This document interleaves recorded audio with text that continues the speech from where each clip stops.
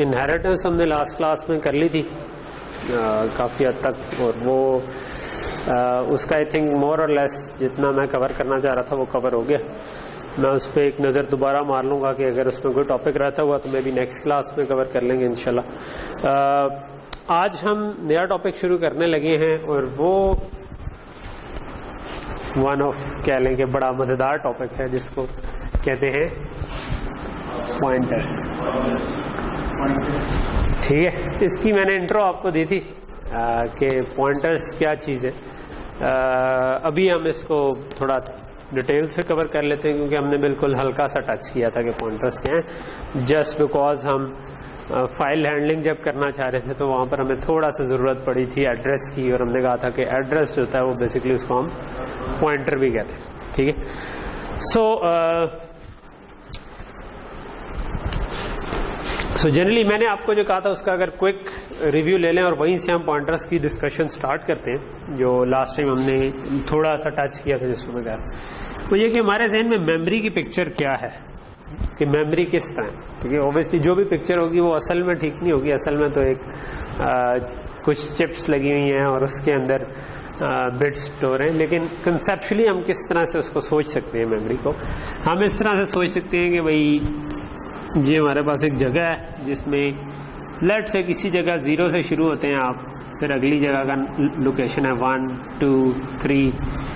ठीक है, अब ये भी डिपेंड करता है कि आप एक लोकेशन कितनी कहना चाहते हैं। ठीक है, आप कंसेप्चुअली जब विजुअलाइज कर सकें तो आप यूँ भी सोच सकते हैं कि मैं एक बिट को 0 कहूँगा और अगली बिट को 1, यानी एक एक खाना है जिसके अंदर 0 या 1 स्टोर हो सकता है। ठीक है, और जनरली जो हम कॉमनली यूज करते हैं वो ये है कि हम एक एक बाइट एज्यूम कर लेते हैं इसको। एक बाइट का मतलब होता है 8 बिट्स के, एक इधर 8 बिट्स हैं, अगली भी 8 बिट है, अगली भी 8 बिट है। ठीक है, तो हम अमूमन जब एड्रेस बता रहे होते हैं तो मोस्ट ऑफ द टाइम्स हम बाइट एड्रेस बता रहे होते हैं।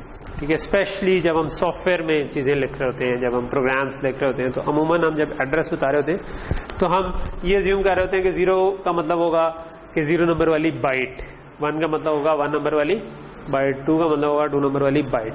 ठीक है, ऑब्वियसली और भी हो सकता है। अब मैं इसको कह दूं कि ये 32 बिट्स है और इस तरीके से इंडियन कर लूँगा 32 है। ठीक है, सो अब अगर मैं 0 कहूँगा 1 कहूँगा तो अब इसका मतलब फ़र्क हो जाएगा। ठीक है, अब अगर मैं इधर इसके 1 जो होगा वो इसकी शायद 4th के बराबर बनेगा। ठीक है, बिकॉज ये 8 4s are 32, तो ये 32 के बाद अगला बनेगा। तो लेकिन अगर मैं 32 बिट कह रहा होता तो 1 का मतलब होता इसके 4 के इक्विवेलेंट। ठीक है, और इसके 8 पे पहुंच जाते हैं तो इसका अक्सर होता ये है कि हम एड्रेस जो हमारी मेमोरी में चीज़ें सेव होती हैं वो इंटीजर्स या फ्लोटिंग पॉइंट नंबर्स या डबल्स होते हैं जो कि जनरली 32 बिट बाउंड्री पे होते हैं। ठीक है, तो हमारा कई दफ़ा एड्रेस जो है ना वो 0 4 8 इस तरह से इंक्रीमेंट होता है। ये एक साइड डिस्कशन है, इसका डायरेक्टली भी पॉइंटर से ताल्लुक नहीं है, लेकिन ये जस्ट मैं आपको बताना चाह रहा हूँ कि आप किसी तरह भी इन्वेंट करें, ओबियसली इससे बड़ा भी कर सकते हैं। ठीक है, अगर आप हार्डवेयर डिज़ाइन कर रहे हो, ये तो हम सॉफ्टवेयर का काम कर रहे हैं। ठीक है, आप 1-2 कोर्स आगे पढ़ेंगे, लॉजिक डिज़ाइन, कंप्यूटर आर्किटेक्चर, उसके अंदर आप कई दफ़ा इस तरीके से 32 बिट की बाउंड्री पे चल रहे होते हैं, 64 बिट की बाउंड्री पे चल सकते हैं। वो अब आपकी अपनी मतलब वो डिपेंड करता है किस पे जा रहे हैं। ठीक है, कितना एक वर्ड कितना है। अमूमन 32 बिट को हम एक वर्ड भी कहते हैं, अक्सर प्रोसेसर 32 बिट वाले होते हैं उसका एक वर्ड हम कहते हैं कि 32 बिट के बराबर। ठीक है, जो 64 बिट वाले हैं उनका एक वर्ड 64 बिट। लेकिन जो सिंपलेस्ट पिक्चर है यानी कि बाइट वाली जो कि मोस्ट ऑफ द टाइम्स हम यूज कर रहे होंगे वो ये है कि एक एक बाइट को हम एक एक एड्रेस देते हैं। तो 0 1 2 3 एंड 4 5 6 चलते जितनी हमारी रैम है। ठीक है, अगर मेरे प्रोसेसर में 4 GB रैम लगी हुई है तो मैं कह दूंगा कि ये आखिरी लोकेशन हो जाएगी 4G-1। ठीक है, 4G जब हम कह रहे होते हैं उसका मतलब होता है 2⁻30 1 G को हम कहते हैं, और 4 × 2⁻30 आप ये वाला G जो है ये नॉर्मल G से मुख्तलिफ है। नॉर्मली 1 गीगा होता है 10⁻9। ठीक है, आम इंसान के लिए गीगा का मतलब होता है, लेकिन जिन लोगों को इंजीनियरिंग की बीमारी हो, स्पेशली इलेक्ट्रिकल इंजीनियर और कंप्यूटर साइंस की, वो 2⁻30 को भी गीगा कहते हैं, ठीक है। उसकी वजह ये वो आप बाद में पढ़ेंगे, लॉजिक डिजाइन जब पढ़ेंगे आप देखेंगे कि 2 की पावर में चीजें रखने से उसी तरह की आसानियां पैदा हो जाती हैं जिस तरह बचपन में 10 का टेबल, 100 का टेबल और 1000 का टेबल याद करना आसान था, उसी तरह बाइनरी में जब आप डील कर रहे हो तो 2 का टेबल, 4 का टेबल, 8 का टेबल वो जरा आसान है, उसकी वजह से कुछ आसानियां पैदा हो जाती हैं हार्डवेयर डिजाइन में, जिसकी वजह से फिर हम कहते हैं कि छोड़ो 10 की पावर्स को 2 की पावर में बात करो, ठीक है। सो फिर जब हम 2 की पावर में बात करते हैं तो क्योंकि इससे क्लोजेस्ट 2 की पावर ये बनती है, ठीक है। सो बेसिकली हम कहते हैं 1 के नॉर्मल इंसान के लिए होता है 1000, ठीक है, लेकिन जिनको इंजीनियरिंग की बीमारी हो उनके लिए 1024, क्योंकि ये 2 रेज़ पावर 10 है, ठीक है। 2 की क्लोजेस्ट पावर जो इसके करीब बनती थी वो ये बनती है, ठीक है। तो इसी तरह जब आप 1000 into 1000 कर देते हैं तो आप 2 raised power 10 into 2 raised power 10 कर देते हैं, और 1000 into 1000 into 1000 करते हैं तो इसको 3 दफा एक दूसरे से मल्टीप्लाई करते हैं तो 2 raised power 30 बन जाता है, जबकि 10 की पावर में जा रहे हो तो ये बराबर नहीं है एक दूसरे के। ऑब्वियसली नजर आ रहा है कि 1024 is a different number, 1000 is a different. Again इसका कोई ताल्लुक पॉइंटर से एज सच नहीं है, ये मैं आपकी जनरल नॉलेज में इजाफा कर रहा हूँ, ठीक है। इससे मैं कुछ पूछूंगा नहीं, आपसे पूछूंगा जब आप लॉजिक डिजाइन अगर आपने मुझसे पढ़ी तो, ठीक। तो यहां तक चीज समझ आ गई, ठीक है, ओके। सो ये हमारी मेमोरी की पिक्चर है कि हम किस तरह मेमोरी को इन्विजन करते हैं। जबरदस्त, देर क्यों होगी? खाने की खातिर आपने कुछ छोड़ दिया यार, क्या हुआ? मैंने भी नहीं खाया हुआ यार, मैं तो सुबह 6 बजे का उठा हुआ ड्राइव करता हुआ पहुंचे हुए इधर क्लास पे। चले खैर, ओके, यहां तक चीज समझ आ गई। ये मेमोरी पिक्चर है, ठीक। अब पॉइंटर्स हम बेसिकली एड्रेसेस को कह रहे होते हैं, ठीक है। एड्रेस का क्या मतलब है? एड्रेस नॉर्मली जब हम उर्दू में भी कहते हैं, इंग्लिश में कहते हैं एड्रेस, उर्दू में कहते हैं आपका जी पता क्या है, ठीक है। तो हम बताते हैं जी हाउस नंबर फलां है, स्ट्रीट नंबर फलां है, ठीक है।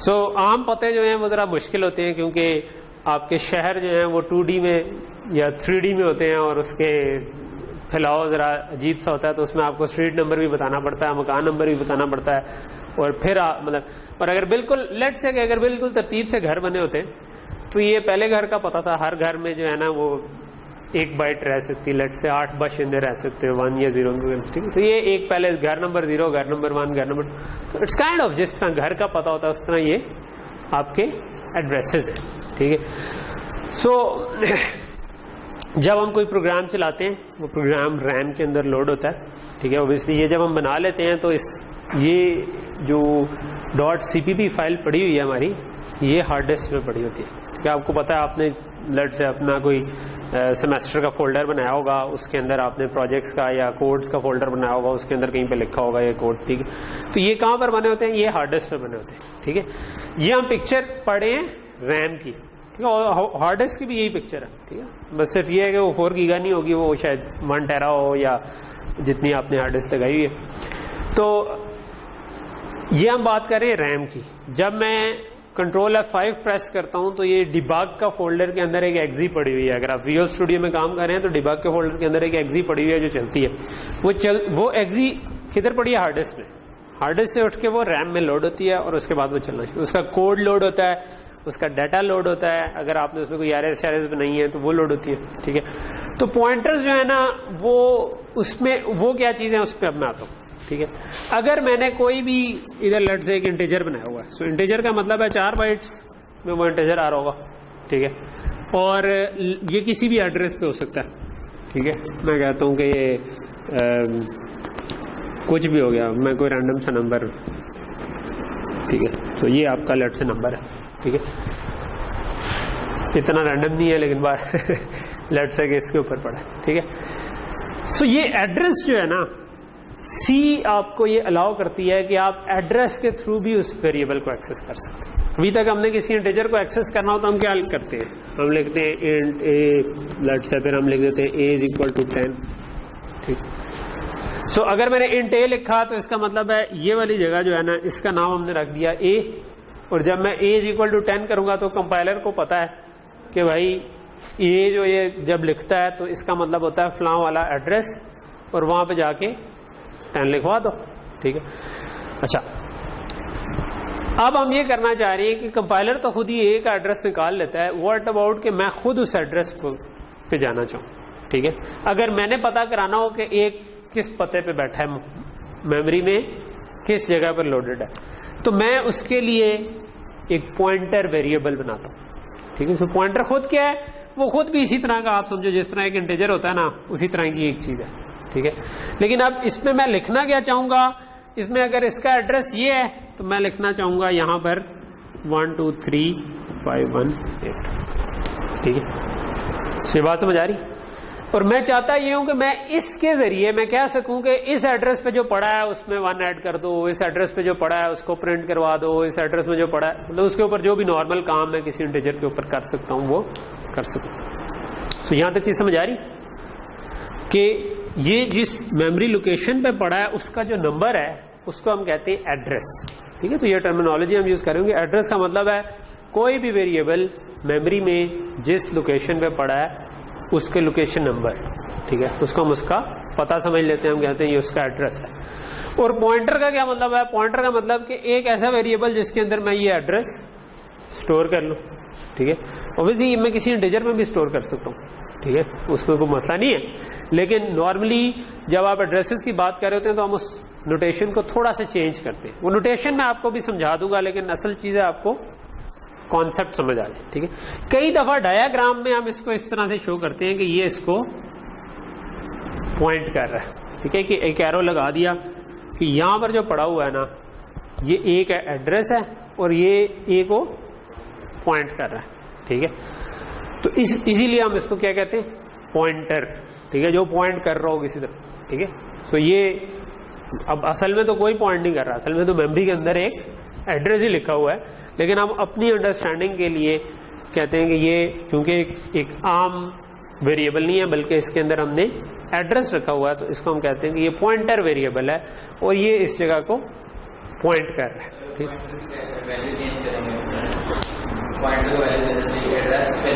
जी जी। मैं कहता हूँ इसमें 1 ऐड कर दो तो वो इससे एक आगे को पॉइंट करना शुरू कर दो, अगली बाइट पे पॉइंट करना शुरू। ऑब्वियसली अगर ये इंटीजर है तो मैं चाहूंगा कि इसमें 1 ऐड करने का मतलब हो कि इसमें असल में 4 ऐड करो, ठीक है।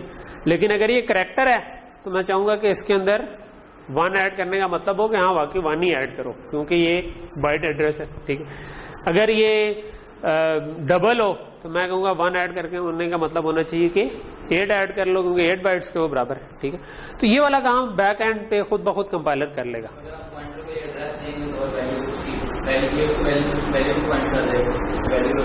ये तो सिर्फ एड्रेस है, ठीक है।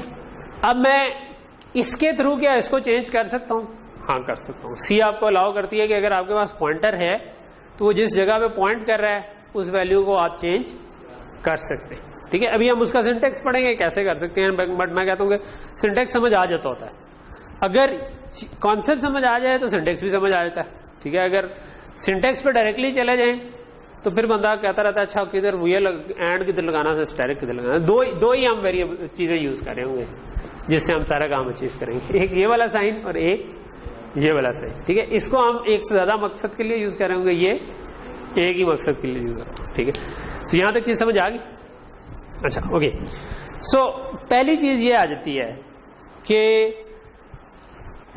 कोई एक वेरिएबल है उसका मैंने एड्रेस निकालना हो तो वो मैं कैसे निकालूं। ये मैंने आपको पहले बताया था, एक्चुअली तभी मैंने पॉइंटर्स का इंट्रो दिया था, क्योंकि जब हम पर्सन क्लास की ऑब्जेक्ट रीड कर रहे थे फाइल से और उसको पर्सन में लिखवाना चाहते थे तो मैंने आपको बताया था कि उसके एड्रेस पे लिखवाना। तो एड्रेस कैसे उसका निकाला था हमने, उसके पीछे एंड का साइन लगा दिया था। मैं कहता हूं कि यार मेरे ए का एड्रेस क्या है, उसके लिए मैं कहूंगा कि जो भी ए का पॉइंटर हो सकता है ना, ठीक है। लेट से मैं कहता हूं एक मेरे पास इंट पॉइंटर नाम की चीज है, ठीक है। ये कोई डिफाइंड टर्म नहीं है, लेट से ये भी एक वेरिएबल है जिसमें मैं इसका एड्रेस सेव करवाना चाहता हूं। तो मैं लिख दूंगा is equal to address of a, ठीक है।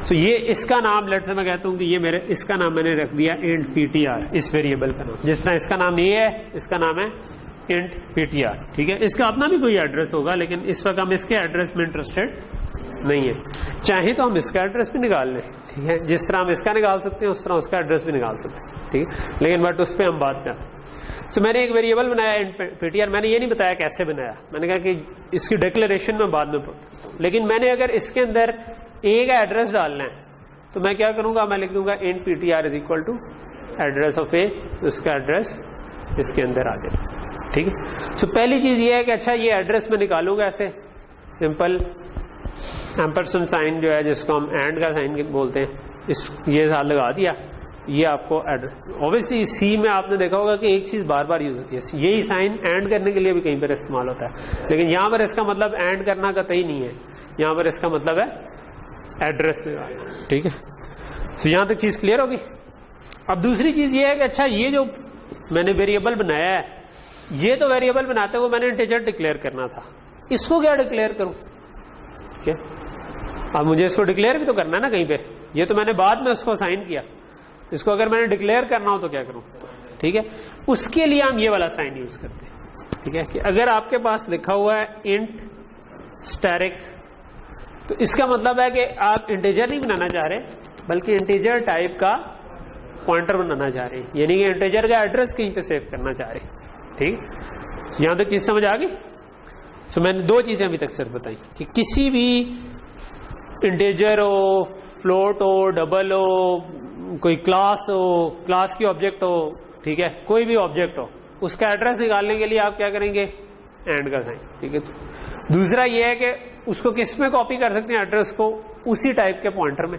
अगर ये इंटीजर था तो मुझे इधर लिखना पड़ेगा इंट स्टैरिक। इंट स्टैरिक का क्या मतलब है, इंट टाइप का पॉइंटर, इसका मतलब है कि ये जो इंट पॉइंटर है इसमें आपने एड्रेस सेव किया। इंट पॉइंटर जो होता है ये इसके एड्रेस को स्ट्रेस कर रहा है वैल्यू को, जी इसके अंदर जो भी इसका एड्रेस था वो हमने लिखवा दिया, ठीक है।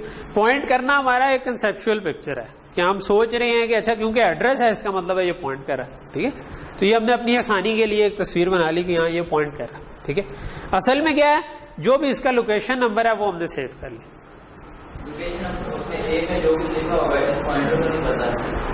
इस पॉइंटर में सिर्फ उसका एड्रेस पड़ा है, अगर मैं इस पॉइंटर के जरिए उसमें जो कुछ लिखा है वो पढ़ना चाहूँ, इस पॉइंटर के जरिए उसमें लिखना चाहूँ, वो पॉसिबल है, वो मैंने भी बताया नहीं, ठीक है, उसमें मैं भी आता हूँ, ठीक है।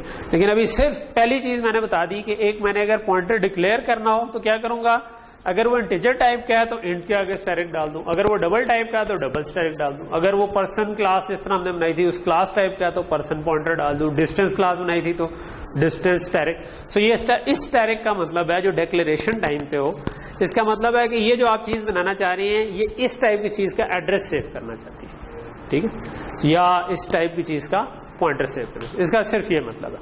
उसके बाद मैंने उसमें असाइन करते हुए क्या कहा, मैंने कहा यार ए का एड्रेस जो है ना वो भाई इसमें साइन कर, तो इसका मतलब है कि जो कोई भी मैं कोई और इंटीजर होता है उसका एड्रेस इसमें डालना चाहूँ डाल सकता हूँ, कोई मसला नहीं, ठीक है। तो यहां तक चीज क्लियर हो गई, ठीक है, ओके।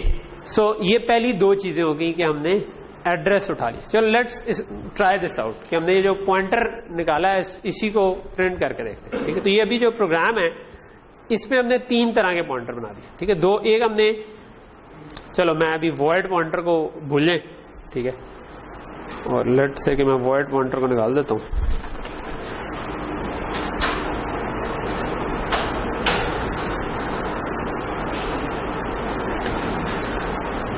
लेट मी सी कि क्या डायरेक्टली सी आउट हो सकता है हमारा पॉइंटर के नहीं।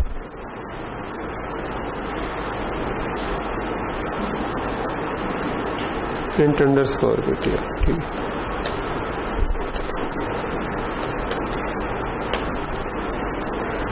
ओके,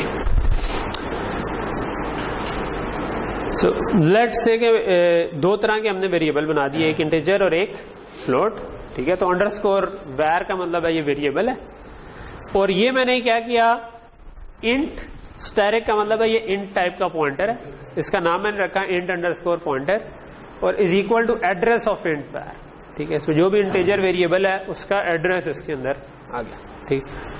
और फिर उसके बाद मैंने लिखा फ्लोट स्टैरिक, यानी कि फ्लोट टाइप का पॉइंटर, और उसको नाम मैंने दिया फ्लोट पॉइंटर, और is equal to address of float var, ठीक है। तो एक मेरा इंटीजर कहीं पे पड़ा हुआ है, एक मेरा फ्लोट कहीं पे पड़ा है, मैंने इंटीजर का एड्रेस इंट पॉइंटर में डाल दिया, फ्लोट वाले का एड्रेस फ्लोट में।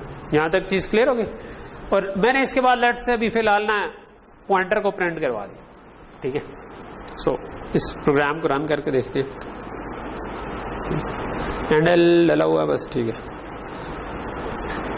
एरर तो नहीं आया। ओके, सो अब आप देख रहे होंगे कि लिखा हुआ है 001 FFE98, ठीक है। सो एक रैंडम सा नंबर है। इसका क्या मतलब हुआ कि मेमोरी में जिस जगह पर ये पॉइंटर पड़ा था, जिस जगह पर ये इंट पड़ा है, इंट वेरिएबल, उसका एड्रेस जो है वो ये। हमें नॉर्मली इस वैल्यू से कभी कोई खास गर्ज नहीं होता, हम सिर्फ इसको यूज करते हैं किसी जगह को एक्सेस करने के लिए, ठीक है। खुद वैल्यू क्या आ रही है वी डोंट केयर। जब हमने प्रोग्राम लोड किया था, किसी जगह लोड हुआ, उसको कोई मेमोरी में जगह मिल गई और वहां से आपको ये एड्रेस मिल गया, वी डोंट केयर। ये काम ऑपरेटिंग सिस्टम खुद ही कर देता है, ठीक है। हम से इंटरेस्टेड किस में होते हैं कि हम इस एड्रेस के थ्रू उसको छेड़ाखानी कर सकें, ठीक है, उस पर कुछ लिखवा सकें, कुछ पढ़ सकें, ठीक है। सो ये हमारा ज्यादा अमूमन इंटरेस्ट होता है। एक्चुअली हम पॉइंटर्स आपको पता नहीं है, लेकिन आप असल में यूज कर रहे हैं पहले से, ठीक है। वो कैसे कर रही है वो मैं भी बताऊंगा, तो ठीक है। यहां तक चीज समझ आ गई। इसी तरह मैं कह देता हूं कि मैं सिर्फ इसको नहीं प्रिंट करना चाहता, मैं लेट से के फ्लोट पॉइंटर को भी प्रिंट करना चाहता हूं, ठीक है। सो दो पॉइंटर से नॉर्मली ये करीब करीब होंगे, क्योंकि अगर आपको एक प्रोग्राम को जो जगह मिलती है ना, वो मेमोरी में सीक्वेंस में ही मिल रही होती है। यानी कि आपका एक तो प्रोग्राम वाला हिस्सा होता है, कोड है, कोड आपका एक हिस्से में होता है, और मैंने आपको बताया था कि डाटा एक हिस्से में होता है। मैंने आपको स्टैक का कॉन्सेप्ट बताया था ना। तो अब जब मेन चलेगा तो मेन के वेरिएबल बनेंगे तो ये दोनों वेरिएबल बन जाएंगे और वो मेमोरी में किसी जगह पर होंगे। तो फिर मैंने कहा कि यार मुझे इसका एड्रेस बताओ, उसने मुझको उसका एड्रेस बता दिया। अब एड्रेस मेरे हाथ में आ गया, तो अब ये दोनों जो होंगे, अगर क्योंकि साथ साथ स्टैक के ऊपर ये दोनों वेरिएबल बने, ठीक है। सो स्टैक पे आपका अगर इंट जो बने वो अगर 4 या बाज़ इंट भी 8 ले रहा होता है। अगर आपका 64 बिट प्रोसेसर है तो इंट बाज़ 8 ले रहा होता है, तो ये इसके 4 या 8 बाद आपका फ्लोट का एड्रेस होना चाहिए, ठीक है। तो देख लेते हैं चला के। सो इसका एड्रेस है 64, उसका एड्रेस है 58। कितना डिफरेंस है? इनफैक्ट फ्लोट पहले है, ठीक है। फ्लोट वेरिएबल 58 एड्रेस पे बना है, ये 64 एड्रेस पे बना है, ठीक है। उसकी यार एक वजह ये होती है कि स्टैक नहीं ऊपर डिक्लेयर हुआ है, पहले हुआ है नहीं, फ्लोट नीचे हुआ है, ठीक है। फ्लोट नीचे हुआ है, लेकिन इसकी प्रॉबेबली वजह ये होगी कि जरूरी नहीं, लेकिन प्रॉबेबली वजह ये होगी कि स्टैक अमूमन टॉप डाउन ग्रो करता है, ठीक है। तो वो बड़े एड्रेस से छोटे एड्रेस की तरफ ग्रो कर रहा होता है। तो क्योंकि ये वेरिएबल स्टैक पे बने तो ये पहले बड़ा एड्रेस आया, उधर आपने इंटीजर बनाया, उसके बाद उससे पीछे 8 पीछे आके आपने ये बना दिया, ठीक है। ओके, सो यहां तक चीज समझ आ गई, ठीक है, कि आपके 2 एड्रेसेस बन गए। वैसे एक चीज ट्राई करते हैं, क्या ख्याल है? अब अगर हम इससे पंगा लेने पर आ ही गए हैं तो वाई नॉट इनको ग्लोबल बना ले। तो ग्लोबल तो स्टैक पे नहीं बनते ना। चलो ये एक वैसे मैं ट्राई करने के लिए, क्योंकि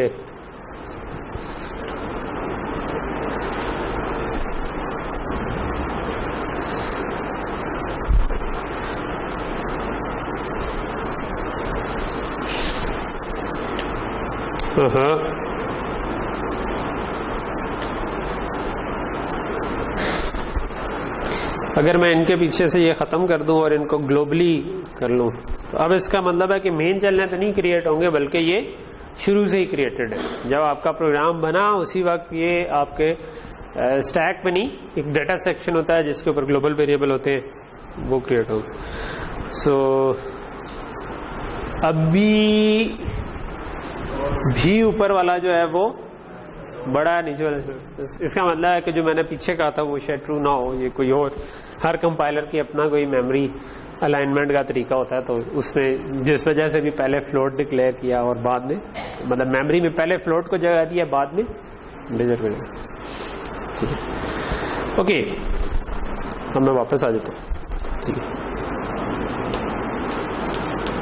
ओके, सो ये तो पहली चीज होगी पॉइंटर्स की। सो कंसेप्चुअली आपको समझ आ गया, पॉइंटर इज जस्ट कि आप किसी वेरिएबल का, किसी भी चीज का, किसी ऑब्जेक्ट का एड्रेस स्टोर कर लें, ठीक है। सो एक क्वेश्चन आपके ध्यान में आ सकता होगा कि भाई अगर इसने एड्रेस ही स्टोर करना है तो इंट टाइप का अलग एड्रेस बनाने की क्या जरूरत है और फ्लोट टाइप का अलग, मतलब व्हाई नॉट सिंपल कोई ptr स्टैटिक लिख देते, ठीक है, किसी भी टाइप का पॉइंटर बना लेते, ठीक है। सो उसकी मैं वजह बताता हूं अभी ठहर के, ठीक है। ओके, सो यहां तक चीज समझ आ गई। अब दूसरी चीज ये है कि पॉइंटर का फायदा तो तब है ना जब मैं इस पॉइंटर के जरिए इस ए को कोई छेड़खानी कर सकूं, इसमें कुछ लिखवा सकूं, कुछ पढ़ सकूं, ठीक है।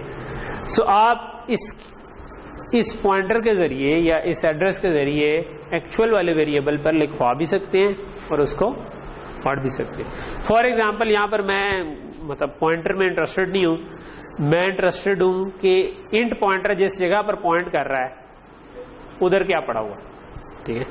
सो अगर आपने पॉइंटर जिस जगह पॉइंट कर रहा है उधर की वैल्यू उठानी हो तो फिर हम इस पॉइंटर के साथ स्टैरिक लगा देते हैं, ठीक है। सो नाउ दिस स्टैरिक, ये है वही वाला स्टैरिक जो हमने उसको डिक्लेयर करने के लिए लगाया था, लेकिन उसका मकसद और था, इसका मकसद और है। वो था डिक्लेरेशन के लिए, ठीक है। वो कंपाइलर को बता रहा था कि ये पॉइंटर टाइप की चीज है, ये एड्रेस है किसी चीज का, ये इसको हम कहते हैं डी रेफरेंस करना, यानी कि आप उस एड्रेस पे पहुंच जाना, ठीक है। अभी ये रेफरेंस है, अभी ये एक एड्रेस बता रहा है, उस एड्रेस पे कुछ पड़ा हुआ है, लेकिन अगर आप स्टैटिक लगा देंगे आप इसका मतलब आप उस एड्रेस पे पहुंच गए, ठीक है, अब उसकी वैल्यू पे पहुंच गए, ठीक है। तो अब ये उसकी उस एड्रेस पे पहुंच गए, वहां पर उसकी वैल्यू पड़ी हुई थी, ठीक है। सो हमने अभी तक वेरिएबल्स को किसी वैल्यू से इनिशियलाइज नहीं किया हुआ। लेट से मैं इसको कहता हूं 10 और लेट से मैं फ्लोट वेरिएबल कहता हूं लेट से 3.14159 जो हमारी पाई की वैल्यू होती है, ठीक है। सो यहां तक चीज क्लियर होगी, ठीक है। सो अब अगर मैं स्टैरिक इंट पॉइंटर करूं या स्टैरिक फ्लोट पॉइंटर करूं तो अब मैं किधर पहुंच गया, मैं इन एड्रेसेस से उनकी, पहले हमने इनको प्रिंट किया था तो एड्रेस प्रिंट हुआ था, ठीक है, जो बाय डिफॉल्ट उसने हेक्साडेसिमल में प्रिंट किया था, वो जो उसमें ई और एफ आ रहे थे वो वजह ये थी कि उसने पॉइंटर को ये बाय डिफॉल्ट हेक्साडेसिमल में प्रिंट करते हैं, ठीक है। अगर मैं स्टैरिक करूंगा तो अब क्या प्रिंट होना चाहिए, 10 और 3.14 प्रिंट होना चाहिए, ठीक है। सो वैल्यूज प्रिंट हुई, स्टैरिक लगाने से हम वैल्यू पे पहुंचे, ठीक है। अच्छा, यहां तक चीज समझ आ गई। ये तो हमने उससे रीड किया। लेट से कि मैं इसमें कोई चेंज करना चाहूं, ठीक है। लेट से मैं कहता हूं कि मैं ये पॉइंटर जिधर पॉइंट कर रहा है उसमें मैं 1 ऐड करना चाह सकता हूं ना, ठीक है। तो मैं कहता हूं कि लेट से कि मैं स्टैरिक इंट ptr को मे बी प्लस करना चाहूं, ठीक है, या स्टैरिक, चलो सिर्फ इंट को ही कर लेता हूं, फ्लोट पे कॉन्सेप्ट आपको इंट से ही समझ आ जाएगा, ठीक है। सो अब क्या होगा, अब मैं ये कह रहा हूं कि ये मेरे पास एक इंट वेरिएबल था, चलो इसका नाम उधर इंट वेरिएबल रखा हुआ है के बजाय, तो मैं इंट वार ही करता हूं, ठीक है। और इसमें मैंने इनिशियली वैल्यू लिखवाई थी 10, फिर मैंने एक इंट पॉइंटर बनाया, उसमें इसका एड्रेस लिखवा दिया, और अब मैं कहना चाह रहा हूं कि ये जिस जगह पर पॉइंट कर रहा है उसको प्लस कर दो, ठीक है। तो क्या होना चाहिए, उसकी वैल्यू 11 हो जानी चाहिए। तो क्यों नहीं हुई, ये कोई बता सकता है? चलो ये जो बताएगा, सर उसको कोड दिखाएं। चलो ये जो दिखाएगा, ये जो बताएगा उसके लिए वो क्लास पार्टिसिपेशन के भी मार्क्स, ठीक है। एड्रेस में चेंजिंग हुई है, क्या मतलब? प्लस प्लस एड्रेस में हो गया, ठीक है, क्योंकि मैंने ये तो नहीं बताया हुआ था। अब स्टैरिक भी है प्लस प्लस भी है, तो पहले क्या करना है, ठीक है। सो पहले मुझे डी रेफरेंस करना था, ठीक है। सो मुझे स्टैरिक इन ptr पहले डी रेफरेंस करना था और फिर उसको प्लस करना, ठीक है। सो मैं इसको अगर इस तरह से लिख दूं, सो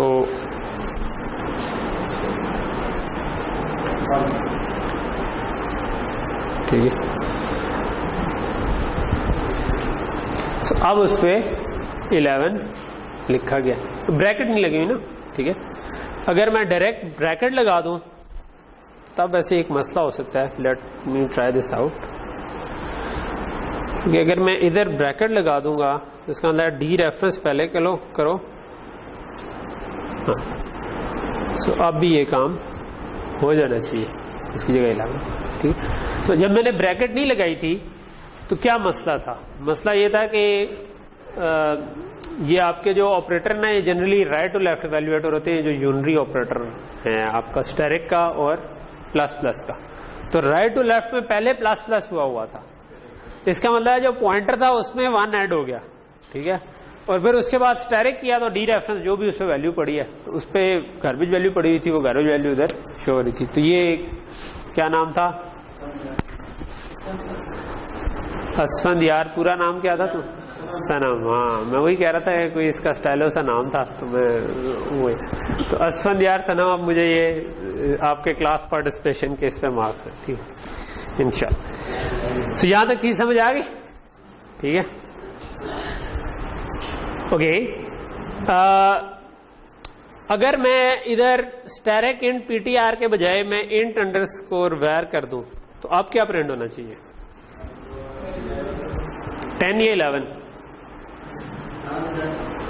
मैंने इस जगह पे हम पॉइंटर को डी रेफरेंस कर रहे थे ना, स्टैरिक लगाया हुआ था। अब मैंने इंट पॉइंटर के बजाय इंट var कहा कि जो असल वेरिएबल है उसकी वैल्यू प्रिंट कर, तो उसकी वैल्यू क्या 10 ही होगी, या जब मैंने asterisk int pointer plus plus कर दिया तो उसकी वैल्यू 11 हो चुकी होगी? कितने लोगों का ख्याल है कि हो चुकी होगी? यानी कि अगर मेरा एक इंट वेरिएबल था जिसमें मैंने 10 लिखवाया, फिर मैंने कहा कि मेरा एक पॉइंटर है जो जिसमें एड्रेस इसका लिखवा दो, उसका एड्रेस इधर लिखा गया, फिर मैंने कहा कि इस एड्रेस पे जाके 1 ऐड कर दो, तो आप कह रहे हो कि ओरिजिनल वेरिएबल नहीं चेंज हुआ होगा?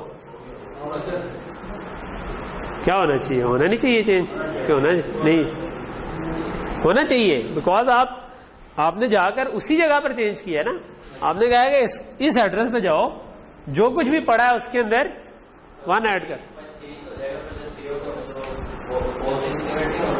नहीं, ये वाली लाइन जब सेमीकोलन आ गया तो ये तो इंक्रीमेंट हो चुका है ना।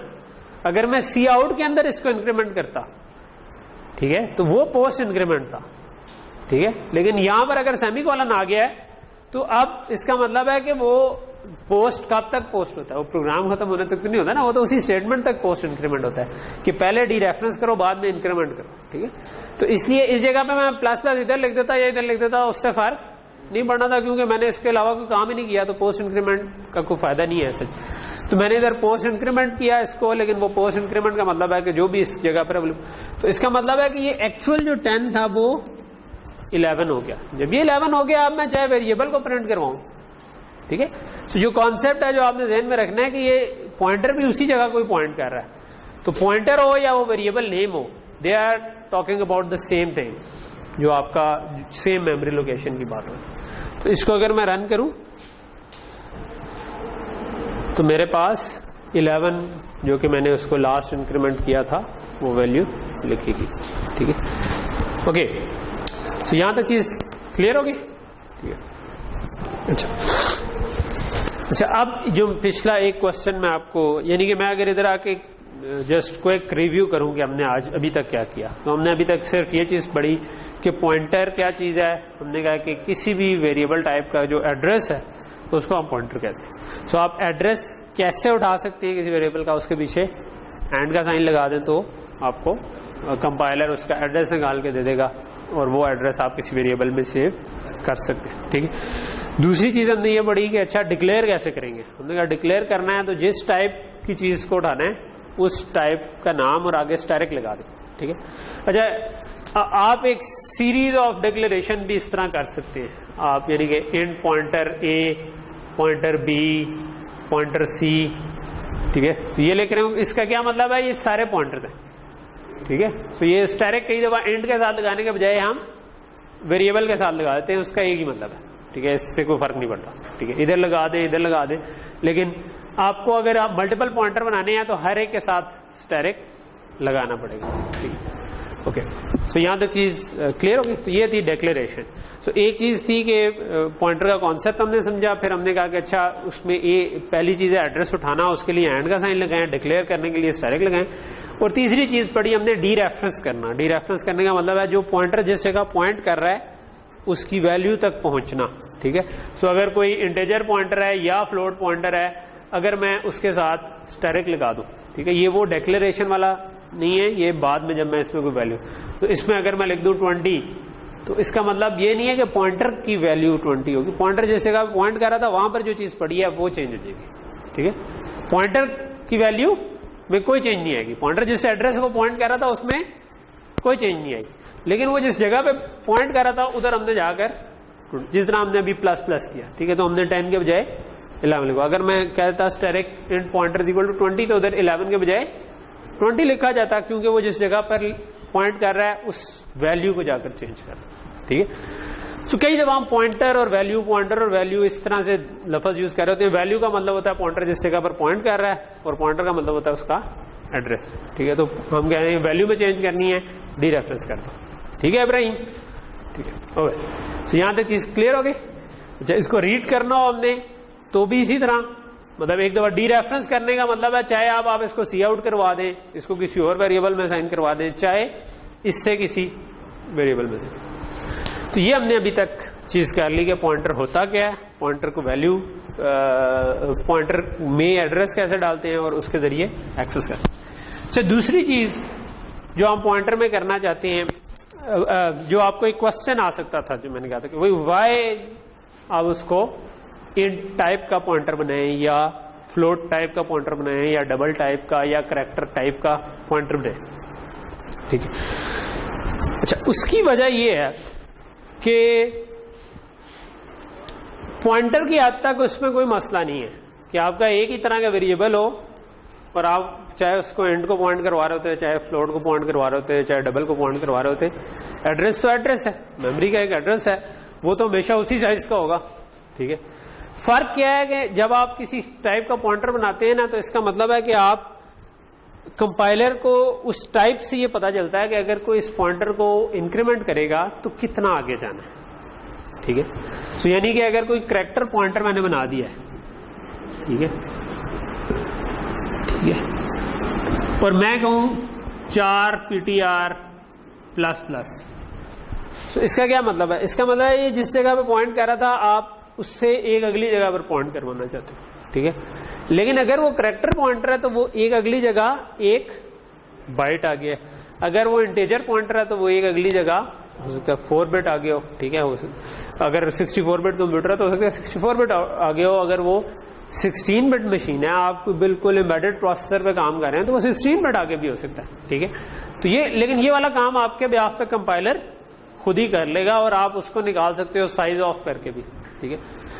अमूमन हमें इंक्रीमेंट तब करना पड़ता है जब हम एरेज से डील कर रहे हो। ठीक है। नॉर्मल एक वेरिएबल अगर एक ही इंटीजर है तो उसमें इंक्रीमेंट तो करने की जरूरत नहीं पेश आती। ठीक है। तो यहां तक चीज क्लियर है। ठीक है। ओके। सो इसलिए इनको डिफरेंट टाइप का हम पॉइंटर बनाते हैं ताकि कंपाइलर को पता चल सके कि इंक्रीमेंट कैसे करना है। लेकिन आप एक पॉइंटर को दूसरे पॉइंटर पे टाइप कास्ट कर सकते हैं। ठीक है। और टाइप कास्ट करने के लिए जिस तरह हमने पहले पढ़ा था ना, वो री इंटरप्रेट कास्ट का जो आपका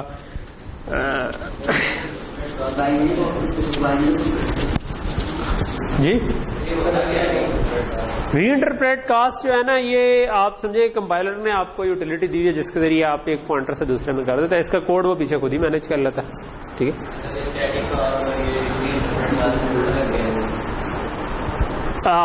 इनमें फर्क इस वक्त जो आप पढ़ रहे हो ना, उसमें कोई खास फर्क नहीं पड़ता।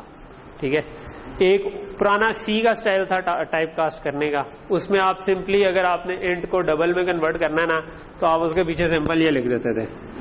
ठीक है, अगर किसी डबल को इंट में कन्वर्ट करना है, आप सिंपल इंट पीछे लिख देते थे ब्रैकेट में, तो वो भी टाइप कास्ट हो जाती थी। ठीक है, फिर एक स्टैटिक कास्ट होती है जो आपने बड़ी, एक डायनामिक कास्ट होती है।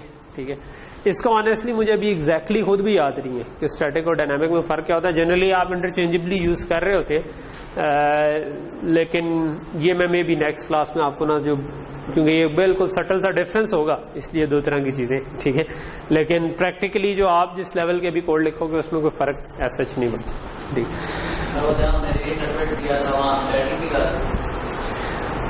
करके देख लें, अगर वो मतलब उस पर कंपाइलर एरर ना आया तो चल जाएगा। ठीक है, लेकिन नॉर्मली वैसे ये अक्सर जगहों पे इंटरचेंजेबली यूज हो जाता है। ओके, सो मे बी जिस तरह ये अगला जो एग्जाम्पल है वो यही है कि आप लेट से कि मैं फ्लोट वेरिएबल को इंट वेरिएबल का एड्रेस देना चाहता हूं। ठीक है, यानी फ्लोट पॉइंटर जो था फ्लोट टाइप का बना। अगर मैं ये काम करूंगा तो मुझे एरर आ जाएगा। इधर आपको नजर नहीं आ रहा, लेकिन इसने अंडरलाइन कर दिया और मैं इसको कंपाइल करूंगा तो मुझे एरर आ जाएगा। लेकिन अगर मैं लेट से ये काम करना चाहता हूं, असल में करना चाहता हूं कि मैं किसी फ्लोट वेरिएबल टाइप के पॉइंटर को इन टाइप के पॉइंटर में टाइप कास्ट करना चाहता हूं, फिर नॉर्मल जो इसका सही तरीका है वो ये है कि आप री इंटरप्रेट कास्ट यूज करें। ठीक है, सो अभी क्या किया हुआ है, अभी हमने इंट पॉइंटर में टाइप कास्ट किया हुआ है फ्लोट को, ये इसका उलट भी हो सकता है। ठीक है, तो ये फ्लोट वेरिएबल है। ठीक है, इसको मैं इंट टाइप के पॉइंटर में असाइन करना चाहता हूं, यानी कि इंट, मैं चाहता हूं कि इंट का पॉइंटर, इंटीजर टाइप का पॉइंटर एक फ्लोट वेरिएबल को पॉइंट कर रहा हूं। ठीक है, सो वो अगर मैं करना चाहूं तो मुझे, मैं कह सकता हूं री इंटरप्रेट कास्ट, और उसके अंदर मैं कह दूंगा कि इसको इंट पॉइंटर में टाइप कास्ट कर लो। अब कंपाइलर ऑटोमेटिकली इसको टाइप कास्ट करके इंट पॉइंटर बना देगा। जी जी जी, फ्लोट वेरिएबल का एड्रेस जो है वो by default float pointer type का है। ठीक है, तो अब हमने उसको टाइप कास्ट किया है इंट पॉइंटर में। ठीक है, और ये हमने जब बाइनरी रीड राइट किया था फाइल में तब भी किया था।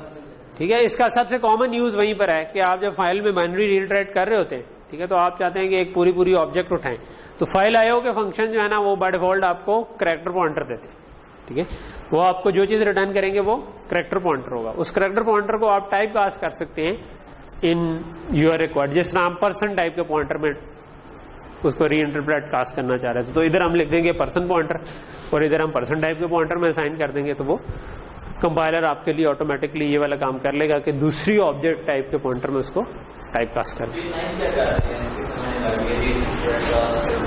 ये क्या कर रही है, ये एक फ्लोट पॉइंट टाइप के पॉइंटर को पकड़ती है और आपने जो इधर लिखा हुआ है ना उस टाइप के पॉइंटर में कास्ट कर देती है। हाँ,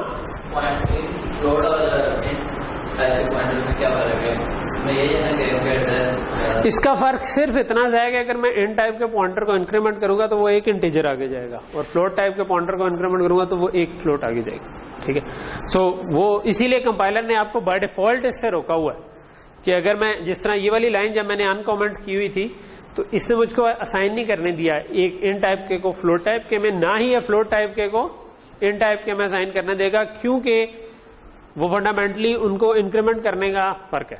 ठीक है, एड्रेस तो एड्रेस है, मतलब एड्रेस मेमोरी का अगर है वो अमूमन 32 बिट में आप स्टोर कर देते हो, या अगर 64 बिट मशीन है तो 64 बिट में स्टोर कर देते हो, वो एड्रेस तो सेम रहेगा।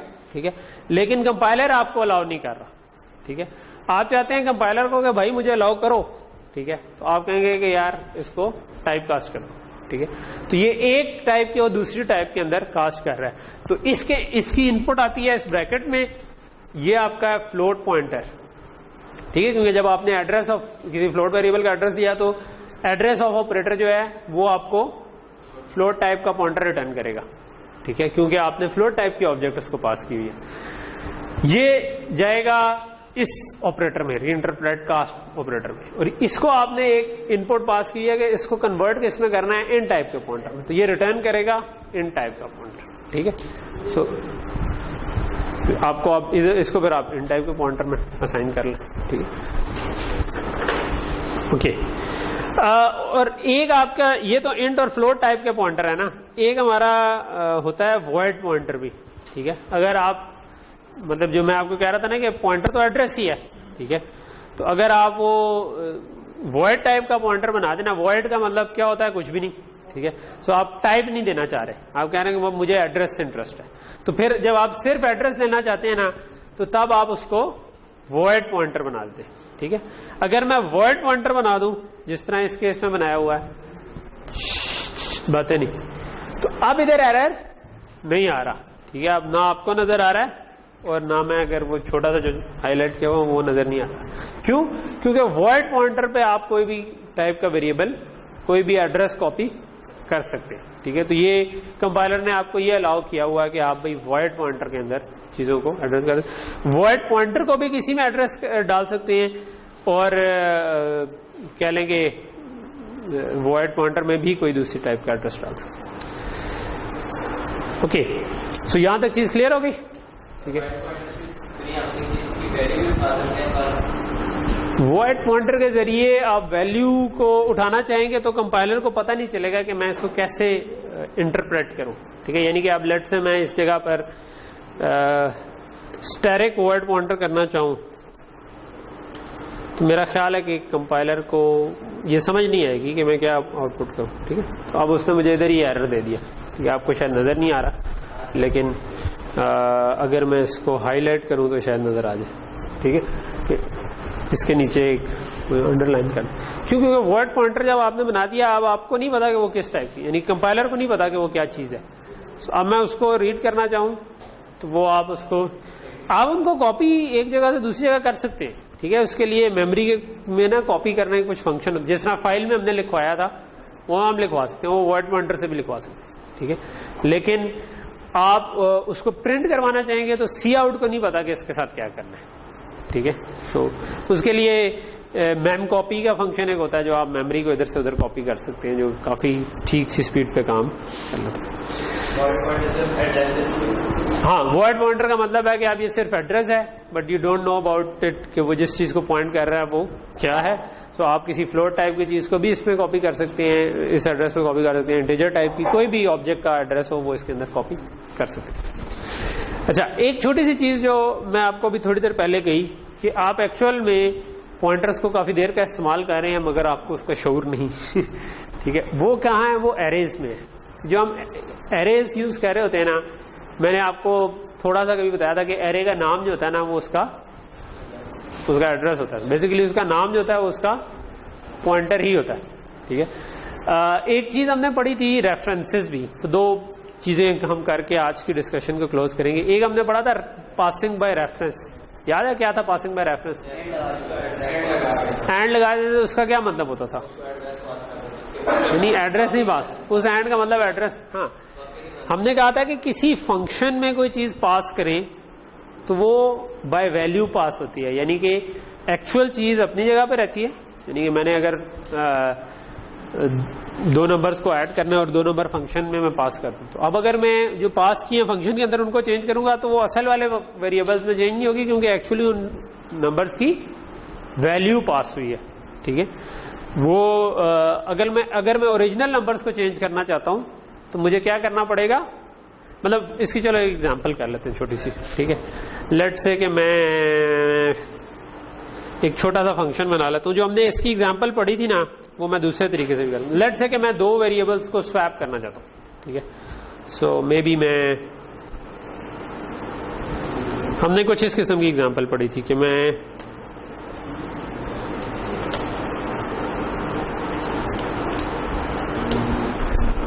चलो कि एक फंक्शन लिख लेता हूं लेट्स से स्वैप का, चलो इसको ऊपर ही लिख लेता हूं जहां पर लिखा हुआ है।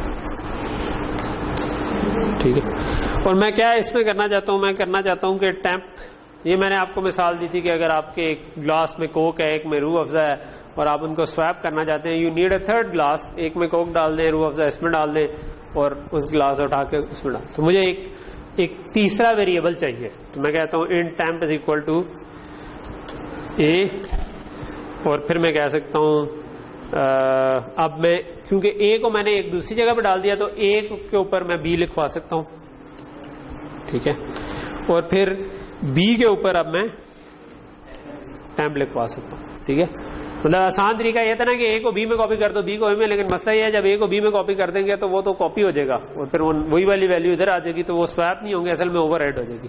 इसीलिए मुझे तीसरी जगह चाहिए जहां पर मैं इसको लिखवाऊं, इसके अंदर ये लिखवाऊं और इसके अंदर ये लिखवा दूं। तो मैंने सबसे पहले ए को उठाकर टेम्प में लिखवा दिया, फिर ए के अंदर बी लिखवा दिया, फिर बी के अंदर टेम्प लिखवा दिया, ठीक है। तो ये वाला काम इधर हुआ, ठीक। अच्छा, इसमें हमने ये चीज पढ़ी थी कि अगर मैं इसको नॉर्मली पास करूं, बाय रेफरेंस ना पास करूं, ठीक है, तो लेट्स से कि मैं इसके पीछे वाला जो नीचे वाला सेक्शन को मैं कमेंट कर देता हूं।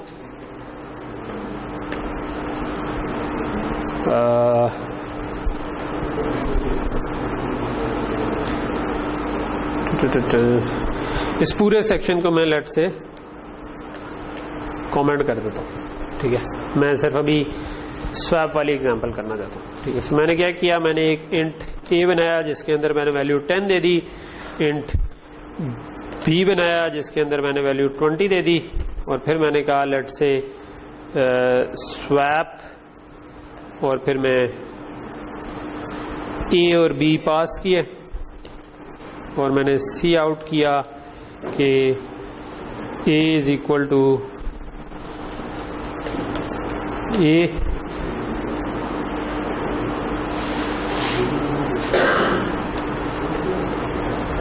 और लेट से कि मैंने b is equal to b. Okay, so पहले तो मुझे ये बताएं कि अगर मैं इस प्रोग्राम को भी रन करूं, अभी मैंने बाय रेफरेंस नहीं पास किया, अभी मैंने नॉर्मल एक फंक्शन बनाया जो कि जो भी उसको इनपुट आए उनको एक दूसरे से स्वैप कर देता है और उसको प्रिंट करवा दिया। तो ए की वैल्यू क्या प्रिंट होनी चाहिए, बी की वैल्यू क्या प्रिंट होनी चाहिए। स्वैप होंगे या नहीं होंगे? नहीं होंगे। क्यों नहीं होंगे? क्योंकि जब मैं इसको फंक्शन को पास करूंगा तो ए और बी की एक कॉपी जाएगी, वो कॉपियां जो हैं वो आपस में स्वैप हो जाएंगी, और जब मैं रिटर्न होके आऊंगा तो ओरिजिनल वाला ए और बी अपनी जगह पर होंगे। सो इसको मैं अगर रन करूं तो मेरे पास कोई स्वैपिंग वाला काम नहीं हुआ, बल्कि एरर आ गया, ठीक है। ओके, एरर क्या आ गया? Must return a value, int के बजाय मैं वॉइड कर देता हूं, ठीक है। अगर आप इधर ऊपर ही फंक्शन बना रहे हैं तो डिक्लेयर करने की जरूरत नहीं है, क्योंकि आपने पहले बना ही दिया और जब यूज कर रहे थे उससे पहले वो बना हुआ था। ओके, सो ए में 10 ही रहा, बी में 20 रहा, इससे एक्चुअली कुछ भी नहीं हुआ। इस फंक्शन ने जो कुछ किया वो जाया गया, क्योंकि आपने वो ओरिजिनल मेन के वेरिएबल्स को एक्सेस कर ही नहीं सकता था जब तक हम वो एक्सेस ना दें। और वो एक्सेस कैसे दी थी हमने इसके पीछे एंड का साइन लगा दिया था, ठीक है। उस एंड का मतलब एड्रेस नहीं था, वो बाय रेफरेंस पास करना था, ठीक है। कि हमने कहा था कि इंट एंड बी, अगर ये काम करें अब क्या होगा,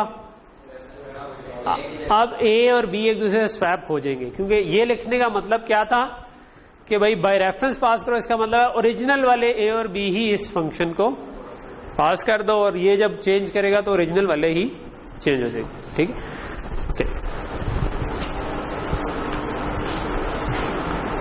सो अब ए 10 नहीं रहा, बल्कि ए 20 हो गया, बी 10 हो गया। रेफरेंस आप वैसे भी बना सकते हैं, यानी कि मैं अगर इधर कहूं ना int and c is equal to a, ठीक है। सो इसका मतलब क्या है कि सी भी असल में ए ही है, एक और रेफरेंस बना दिया। अब अगर मैं इस जगह पर लेट से स्वैप करने के बाद मैं कहता हूं प्लस प्लस सी, ठीक है, तो अब कौन प्लस प्लस होगा? ए ही प्लस प्लस हो जाएगा। तो अब ए में क्योंकि मैंने स्वैप करके 20 आ गया था और प्लस प्लस किया तो वो 21 हो जाएगा, ठीक है। तो ये आपको चीज समझ आ रही है ना रेफरेंस क्यों, ठीक है। तो रेफरेंस और पॉइंटर जो है ना ये एक्चुअली मिलती जुलती चीजें हैं, ठीक है, किसी हद तक, यानी कि ये ज्यादा कन्वीनियंट है रेफरेंस यूज करना। पॉइंटर यूज करने, पॉइंटर से भी आप यही मकसद अचीव कर सकते हैं, लेकिन आपको उसके लिए थोड़ा सा एक लेवल सोचना पड़ता है कि अच्छा कैसे करूंगा, ठीक है। सो फॉर एग्जांपल यही वाला काम मैं करना चाहता हूं, ये लेट्स से मैं ये जो तीसरी चीज थी ये रेफरेंस निकाल देता हूं, ठीक है, और मैं कहता हूं कि मैं बाय रेफरेंस नहीं पास करना चाहता, मैं लेट्स से बाय रेफरेंस पास करने की सपोर्ट मेरे पास नहीं है, यानी कि मैं सी में काम कर रहा हूं, C++ में काम नहीं कर रहा। तो सी में जब ये काम करने होते थे पुरानी वाली सी में, पुरानी वाली चीजें बात का जरूरी इसलिए होती हैं क्योंकि एक बहुत बड़ा कोड जो होता है ना वो ऑलरेडी उसमें लिखा जा चुका होता है और आपको जिंदगी में वो इस्तेमाल करना पड़ सकता है। जिस तरह ऑपरेटिंग सिस्टम का मोस्टली कोड जो है वो लिनक्स का वो सी में लिखा हुआ है, और जो सी में लिखा हुआ, अब एंड्रॉयड जो है वो लिनक्स का एक वेरिएंट है, यानी कि लिनक्स को यूज करके बनाया गया है। तो लेट्स से कि आप एंड्रॉयड पे काम करना चाह रही हैं, आप लिनक्स में काम करना चाह रहे हैं, तो आपको बहुत कुछ सी में मिलेगा। तो यू शुड नो इट कि अगर मेरे पास ये चीज ना हो कि मैं बाय रेफरेंस पास करूं और मुझे ये काम करना पड़ जाए कि मैं एक्चुअल वेरिएबल्स का करूं, तो मैं क्या कर सकता हूं। अब क्योंकि हम पॉइंटर पढ़ चुके हैं, तो अब आप जरा मुझे बताएं कि हम क्या कर सकते हैं। बजाय इसके कि हम ए और बी इंटीजर पास करें, हम उसको कहते हैं कि भाई इधर मुझे इंटीजर का एड्रेस पास कर दो, ठीक है। अच्छा, फिर इधर हम क्या करेंगे, इधर हम कहेंगे टेम्प इज इक्वल टू ए नहीं डी रेफरेंस करना पड़ेगा। ए जिस जगह पॉइंट कर रहा है वो टेम्प में असाइन कर दो, ठीक है। इधर भी मुझे करना पड़ेगा कि ए जिधर पॉइंट कर रहा है उधर बी की वैल्यू पॉइंट लिखवा दो, और इधर भी मुझे बताना पड़ेगा कि बी की वैल्यू जो है उसमें टेम्प, तो मुझे हर जगह पर B. It's not that convenient, जो कि आपका बाय रेफरेंस पास किया था तो एक दफा पास कर दिया और आपकी टेंशन खत्म, ठीक है। लेकिन जब आप पॉइंटर से बात कर रहे होंगे, अब आपको सोचना पड़ेगा अच्छा मैं एड्रेस की बात करूं, वैल्यू की बात करूं, कब एड्रेस की बात करूं, कब वैल्यू की बात करूं, ठीक है। तो अब हमने एड्रेस पास करवा दिया वेरिएबल्स का। अब यहां पर आपको एड्रेस रिसीव हुआ है, ए और बी रिसीव नहीं हुआ, ठीक है। अभी हमने मेन में चेंज करनी है कि एड्रेस कैसे पास करें, ठीक है। अब आपको एड्रेस रिसीव हुआ, आपने कहा कि उस एड्रेस में जो वैल्यू पड़ी है वो टेम्प में लिखवा दो, ठीक है। फिर आपने कहा कि इस एड्रेस पे वैल्यू लिखवा दो जो बी की एड्रेस पे वैल्यू पड़ी हुई है, ठीक है। यानी कि बी जिस जगह पॉइंट कर रहा है उधर जो वैल्यू पड़ी हुई है, ठीक है। तो इधर स्टैटिक ए का मतलब है अगर ए में 10 था तो 10 उठा के टेम्प में लिखवा दो। स्टैटिक ए का मतलब है कि जहां पर 10 पड़ा हुआ है उस जगह पर आप स्टैटिक बी लिखवा दो, यानी कि 20 उठा के लिखवा दो। स्टैटिक बी जहां पर 20 पड़ा है वहां पर टेम्प लिखवा दो, टेम्प के अंदर 10 पड़ा हुआ था जो हमने ए से कॉपी किया था वो लिखवा दो, ठीक। और यहां पर कहानी खत्म नहीं हुई, हमें मेन में अब ए और बी पास नहीं करने बल्कि इनके एड्रेस पास करने। एड्रेस के लिए क्या करना पड़ता है, एंड लगाना पड़ता है, ठीक है। सो ये अभी हमें काम करना पड़ेगा, ठीक है। अगर ये मैं काम करूं अभी भी ए और बी आपस में स्वैप हो जाएगी कि 20 10 में चला गया, 10 20 में चला गया, ठीक है। लेकिन ये चीज आपने नोट की कि रेफरेंसेस से ये काम ज्यादा आसान हो गया हुआ, ठीक है। सो आई वोंट से कि आप इस तरह करें। ये बताने का मकसद ये नहीं है कि ये नई चीज है तो अब आप इसको ट्राई करें। ये बताने का मकसद ये है कि आपको पता हो कि इस तरह हो सकता है।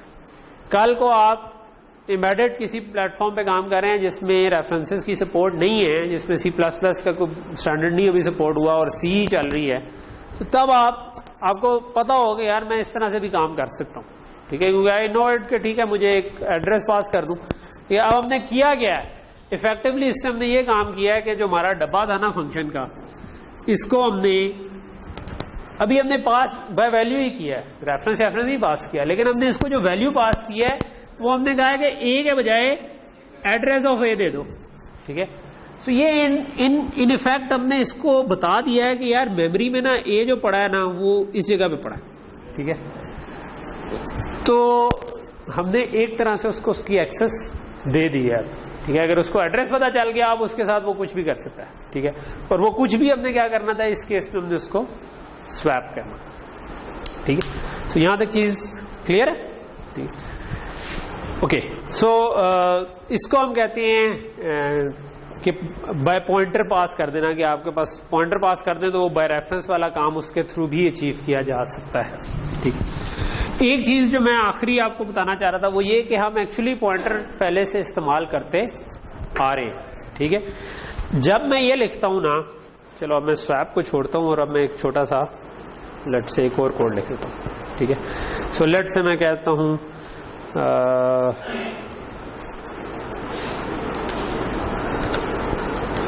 Int a is equal to, इस सिंटेक्स से तो आप वाकिफ ही हैं। ठीक है, लेट से 50 और फॉर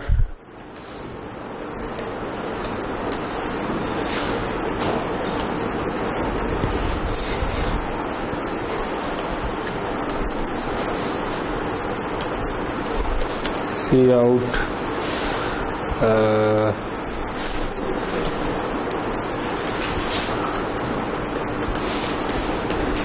ओके, सो ये वाला काम तो आप बहुत अरसे से करते आ रहे हैं ना। ठीक है, कि एक एरे बनाई ए, और एरे पे अगर मैंने एक लूप लगाना हो तो बस सिंपली 0 से लेकर उसे साइज से कम तक करूं। सो इसको क्या प्रिंट करूं तो क्या प्रिंट हो जाएगा, एरे के कंटेंट्स प्रिंट हो जाएंगे एक एक करके, एक एक लाइन में। तो 10 20 30 40 50 ये प्रिंट होगा। ठीक है, अच्छा ये जो हम काम कर रहे होते हैं ना, मैंने आपको बताया था कि एरे का नाम असल में उसका पॉइंटर ही होता है। ठीक है, अगर नाम उसका पॉइंटर होता है तो इसका क्या मतलब है कि मैं अगर डी रेफरेंस करूं उसके नाम को, ठीक है,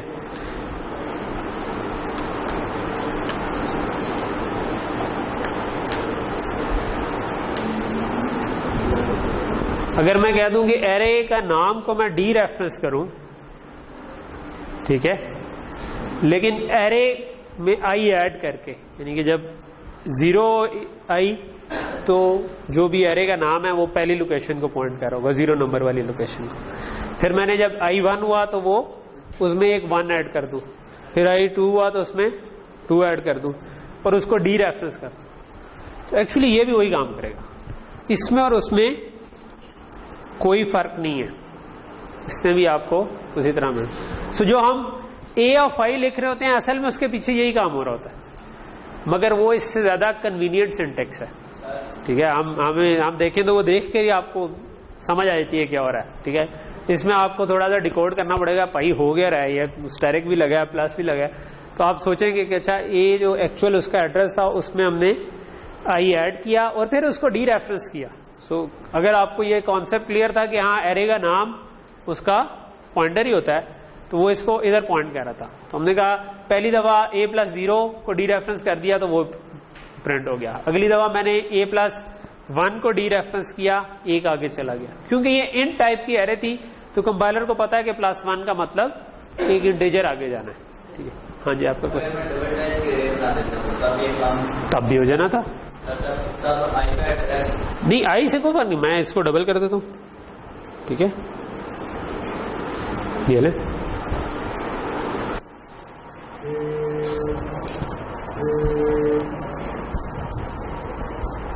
सो ये अगर मैं डबल भी डिक्लेयर करूं तो ये चीज चल रही है। तो इनका क्वेश्चन ये था कि अगर ये डबल एरे है और मैं इसमें इंटीजर ऐड कर रहा हूं आई, तो एक्चुअली उसको जो इंडेक्स होता है ना, जो एड्रेस में आप ऐड करते हैं वो हमेशा इंटीजर ही होता है, आप कभी पॉइंट्स में एड्रेस नहीं होगा कि 1.5 आगे जाए या पॉइंट, तो ये तो हमेशा इंटीजर ही होना था।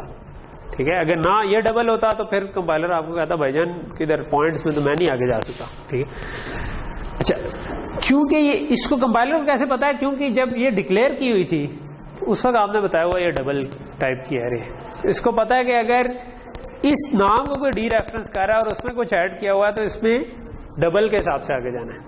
ठीक है, अगर ये इंट टाइप की होती तो ये उसमें इंट के हिसाब से आगे जाता, अगर ये कैरेक्टर टाइप की होती ये कैरेक्टर टाइप, क्योंकि एरे का नाम पॉइंटर जो हमने नहीं डिक्लेयर किया वो ऑटोमेटिकली डिक्लेयर्ड है, लेकिन कंपाइलर को पता है कि वो किस टाइप का है क्योंकि एरे पहले से डिक्लेयर हुई है।